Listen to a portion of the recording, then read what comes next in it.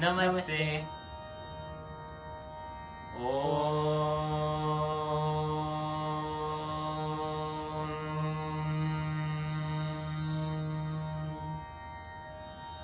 ॐ भद्रं कर्णेभिः शृणुयाम देवाः भद्रं पश्येमाक्षभिर्यजत्राः स्थिरैरङ्गैः सुष्ठुवागुंसस्तनूभिः व्यशेम देवहितं यदायुः स्वस्ति न इन्द्रो वृद्धश्रवाः स्वस्ति नः पूषा विश्ववेदाः स्वस्ति नस्तार्क्ष्यो अरिष्टनेमिः स्वस्ति नो बृहस्पतिर्दधातु ॐ शान्तिः शान्तिः शान्तिः ॐ आप्यायन्तु ममाङ्गानि वाक्प्राणश्चक्षुश्रोत्रमथो बलमिन्द्रियाणि च सर्वाणि सर्वं ब्रह्म उपनिषदं माहं ब्रह्म निराकुर्यां मा ब्रह्म निराकरोद निराकरणमस्तु निराकरणं मेस्तु तदात्मनि निरतेय उपनिषत्सु धर्मास्ते मयि सन्तु ॐ शान्तिः शान्तिः शान्तिः ॐ पूर्णमदः पूर्णमिदं पूर्णात् पूर्णमुदच्यते पूर्णस्य पूर्णमादाय पूर्णमेवावशिष्यते ॐ शान्तिः शान्तिः शान्तिः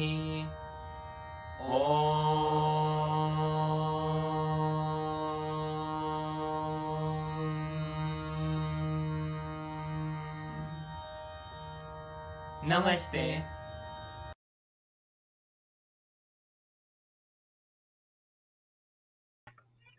Hello everyone. I would like to invite you guys all to join us here. Thank you all of you to join us here for this discourse on Karma Yoga as part of the American Academy of Yoga and Meditation arranged series of workshops that we are having right now here. For some of our regular viewers who have been coming to these workshops, this is the third weekend of the workshops that we are having here. This discourse is part of the third weekend of the workshops. For the ones who are new joining us here, I would like to take this opportunity to introduce you to the American Academy of Yoga and Meditation. AAYM, as it is called, is a non-profit organization for physicians, researchers, medical professionals, practitioners of yoga and meditation. The organization is dedicated to education and research in the field of yoga and meditation by fostering an interdisciplinary approach of linking science, arts, ethics, and spiritualism to improve ways of human life. Today we are here to have a discourse on Karma Yoga. Yoga, as we all know, is essentially what it means is the union. So what is this union? The union is essentially about the Jivatma with the Paramatma, right? There are 4 different ways that Bhagavad Gita talks about that you can achieve that, and they are all known as 4 different paths of yoga, namely Karma Yoga, Jnana Yoga, Bhakti Yoga, and Raj Yoga. In my personal view, the Karma Yoga is probably the most misunderstood path of all of them. We all have heard about this famous quote, think about the actions but don't think about the results. Nowhere in Gita it really says that. All it says is that you have the rights to do the karma, but you don't have the rights of the results. So that's why I say that sometimes this can be the most confusing form of the yoga. Today we have our eminent Swami Tyagananda ji, who will present his spiritual discourse on Karma Yoga, and I would hope that that would clear some of the doubts that a lot of us have about Karma Yoga. In that spirit, I'm honored to introduce our speaker, Swami Tyagananda ji. Swami Tyagananda ji is a Hindu monk of the Ramakrishna Order. He is presently the head of Ramakrishna Vedanta Society in Boston. He is also the Hindu chaplain at MIT and Harvard. So in that capacity, he is guiding the students and the community there pretty much on a daily basis. He has presented papers at academic conferences, and he gives lectures and classes at the Vedanta Society, at MIT, Harvard, and other colleges in and around Boston. So with that introduction, without any further ado, I would like to hand over the discourse to Swami Tyagananda ji for his discussion on Karma Yoga.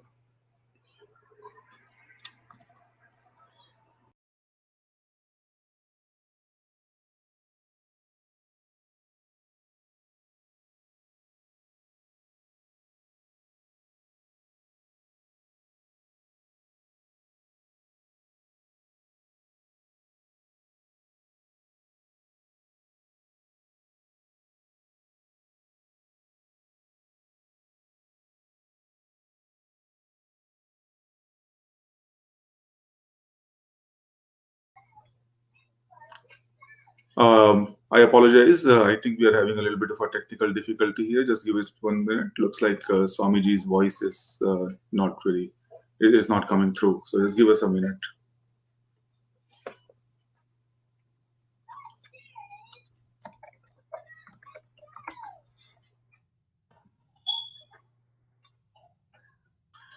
All right, let's try it again.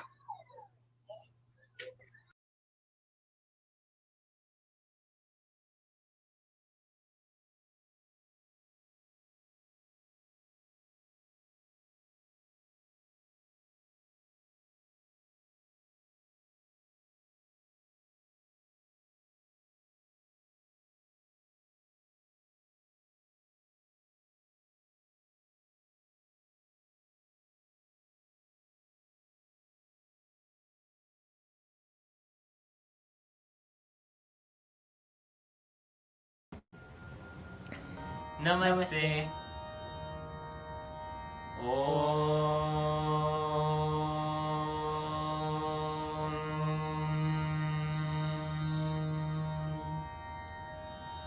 ॐ भद्रं कर्णेभिः शृणुयाम देवाः भद्रं पश्येमाक्षभिर्यजत्राः स्थिरैरङ्गैः सुष्ठुवागुंसस्तनूभिः व्यशेम देवहितं यदायुः स्वस्ति न इन्द्रो वृद्धश्रवाः स्वस्ति नः पूषा विश्ववेदाः स्वस्ति नस्तार्क्ष्यो अरिष्टनेमिः स्वस्ति नो बृहस्पतिर्दधातु ॐ शान्ति शान्ति शान्तिः ॐ आप्यायन्तु ममाङ्गानि वाक्प्राणश्चक्षुश्रोत्रमथो बलमिन्द्रियाणि च सर्वाणि सर्वं ब्रह्म उपनिषदं माहं ब्रह्म निराकुर्यां मा ब्रह्म निराकरोद निराकरणमस्तु निराकरणं मेस्तु तदात्मनि निरतेय उपनिषत्सु धर्मास्ते मयि सन्तु ॐ शान्ति शान्ति शान्तिः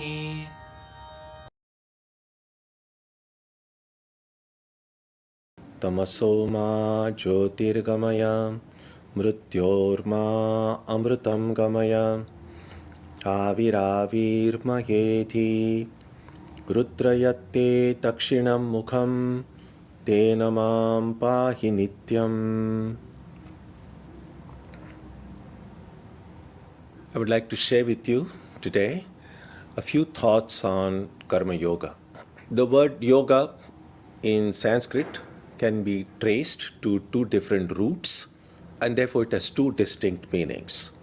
One meaning of yoga is concentration, and that is how Patanjali uses the word in his Yoga Sutras. Another meaning of the word yoga is union, to join. And that is how the word is mostly used in Vedanta and in other traditions. Joining requires at least two things. And so in spiritual life, it is the joining of the Jivatma with the Paramatma, or the joining of the finite with the infinite. So yoga is primarily a spiritual discipline. And just as any powerful practice can lead to several results, one of which is the primary result and others are secondary results or byproducts. So similarly, practice of yoga, although it is primarily a spiritual discipline, can also lead to benefits to the body and the mind.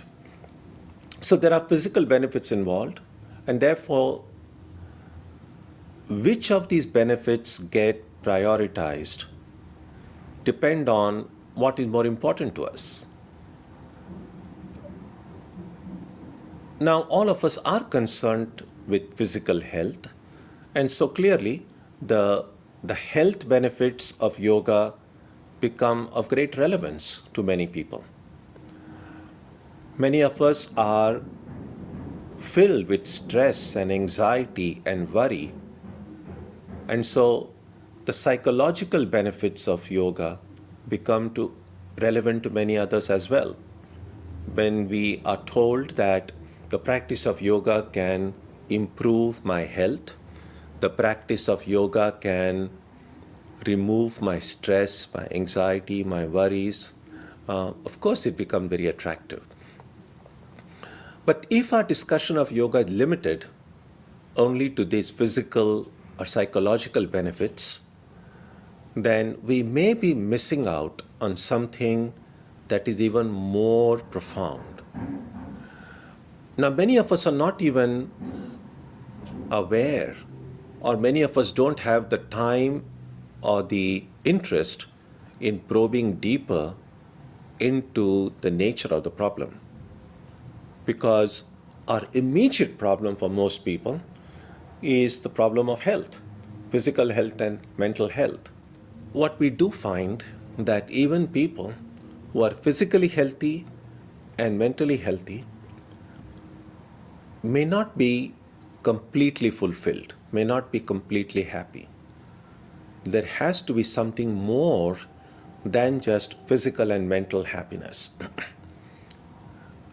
Life will still remain somewhat shallow if that deepest dimension of our personality is not probed.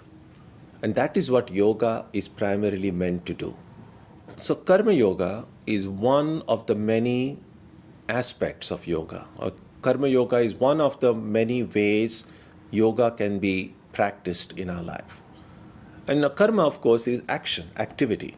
So no matter which sadhana one performs, no matter what one is interested in, no matter what one prioritizes in their lives, work we all have to do anyway. And therefore, karma yoga becomes necessary for everyone.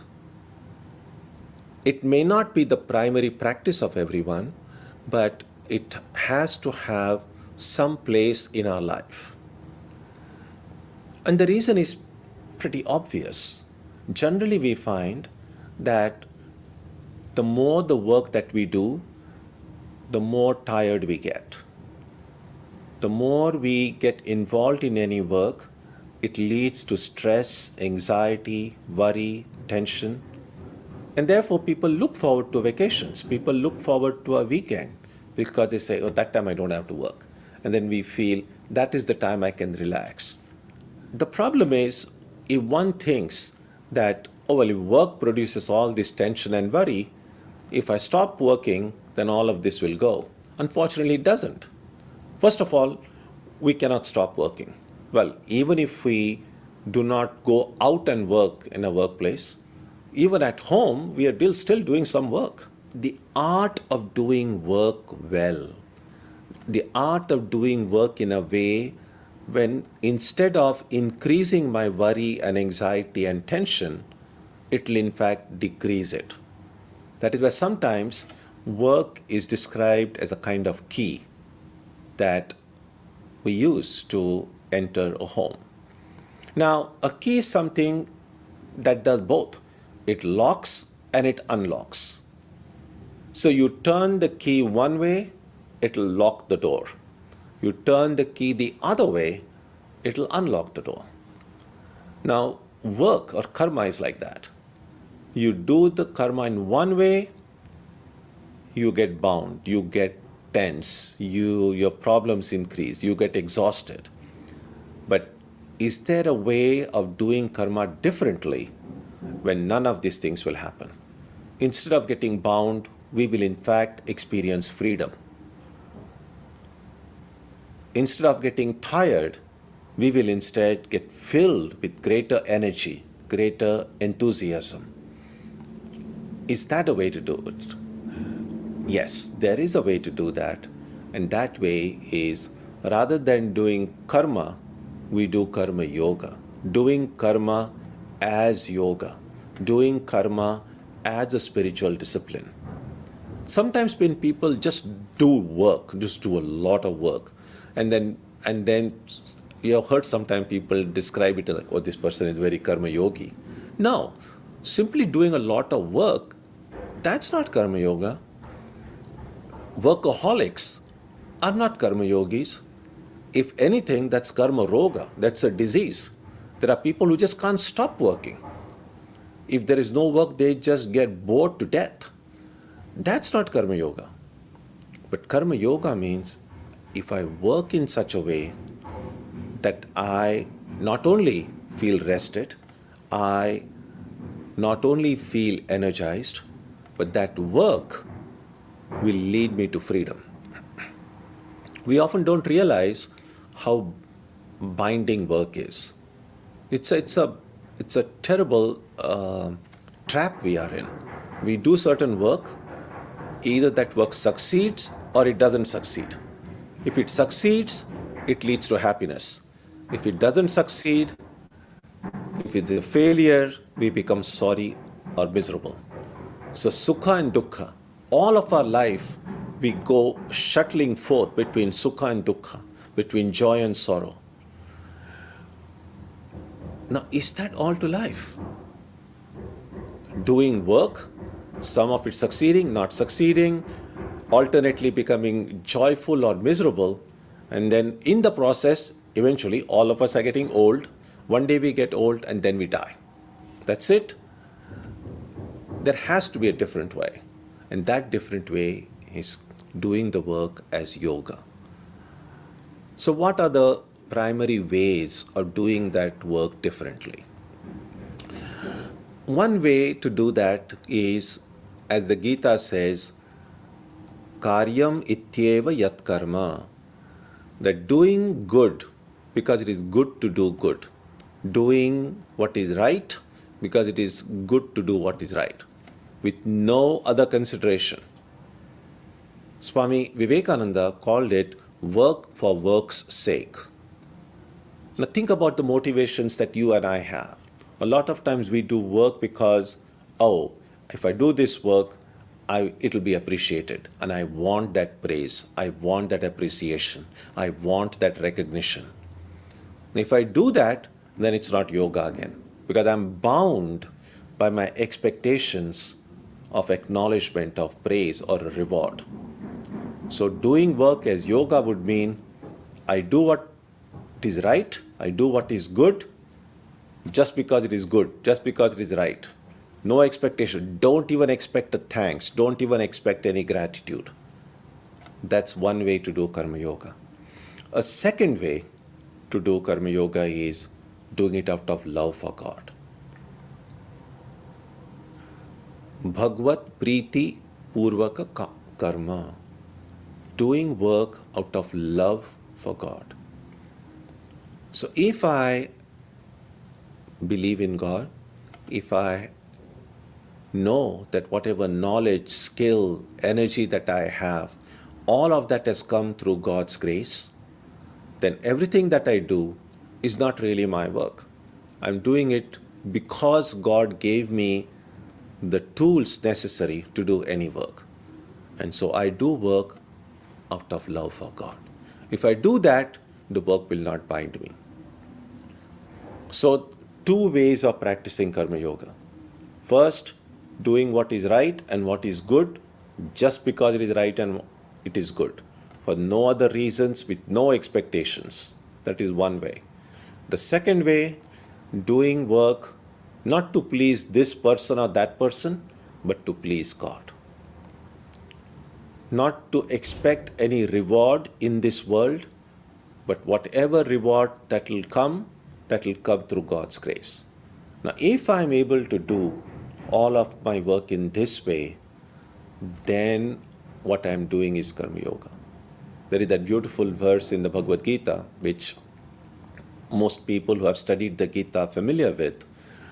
In chapter 2, when Krishna says, Karmanyeva adhikaraste ma phaleshu kadachana, that what is the right thing to do in life is to keep on doing good work, keep on doing the right work, keep on following the path of dharma without expecting any results.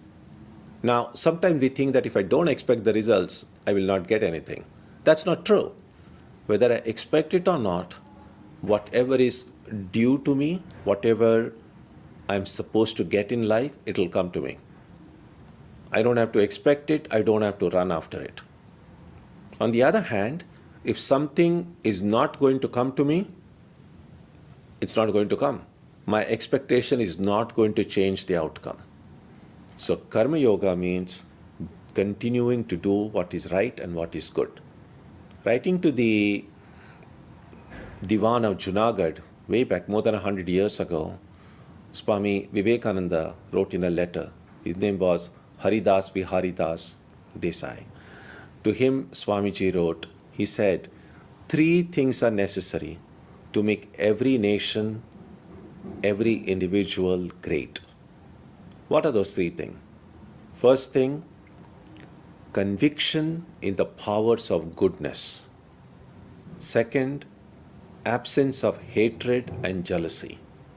And third, trying to do and help those who are doing good. So doing good and helping those who are doing good. Now, all of these 3 are important, but for today's topic, for this topic, focus especially on the third, that trying to be good and trying to help others be good and do good. That is what should be the ideal of our life. So yes, every form of yoga is important. Every form of yoga can be beneficial. But why we practice yoga, what attracts us to yoga, is a good indication of what is of greater priority to us in life. So if I am attracted to yoga primarily for health benefits, I am putting my body and its health above everything else. If I am attracted to yoga because of the benefits it brings to my mind, I am putting my mind above everything else. But if I am attracted to yoga primarily because it is a way that will take me nearer to God, then I am putting God before everyone else. All of these different aspects of our life, the different dimensions of our life, all of these will be benefited through yoga. But what is my primary motive will show me what is of primary importance to me in my own life. And yoga, although it's a word in Sanskrit, although it is used primarily in the Hindu tradition, we know today yoga is popular all over the world. There's one word that has entered into pretty much any language and in any country, it is the word yoga. Every time you use the word yoga, you say yoga studio, for most people what comes before their mind are the asanas and the yoga postures.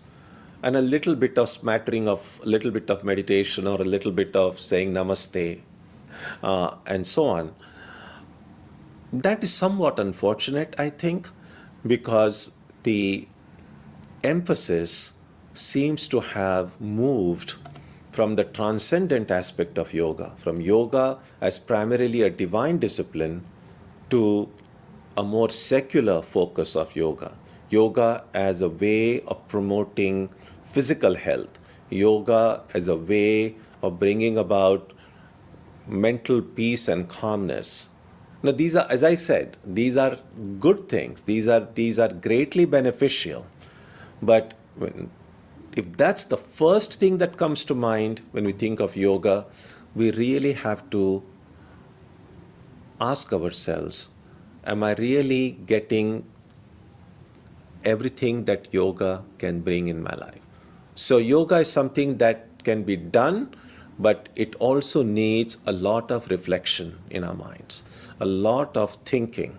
And I would conclude with strongly recommending the 4 books by Swami Vivekananda.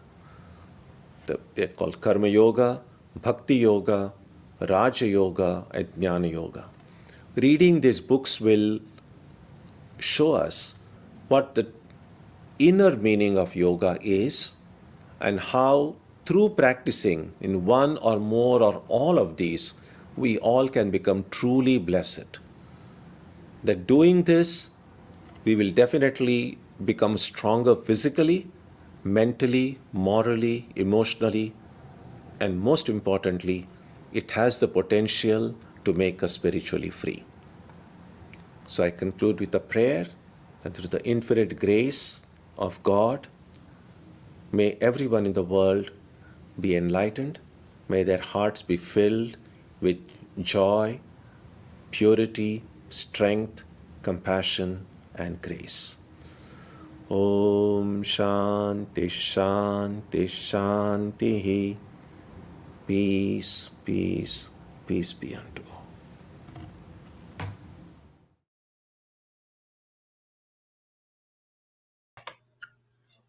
Oh, amazing. Thanks a lot, Swamiji. My many pranams to you for this really wonderful, short and sweet, but to the point discourse on Karma Yoga. I hope our viewers who were listening to this discourse got something out of it. I definitely did. I think some of the things that Swamiji you just talked about, I'm going to try and imbibe.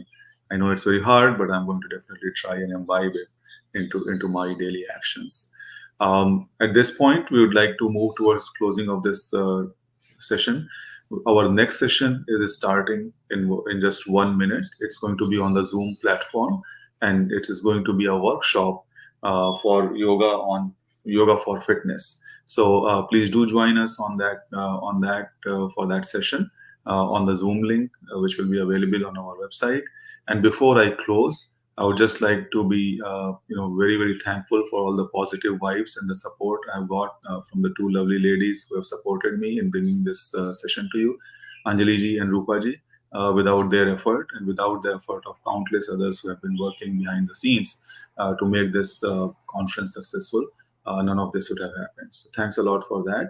And once again, namaste. Please join us for our next session on the Zoom platform for a workshop on yoga for fitness. Thanks a lot, everyone.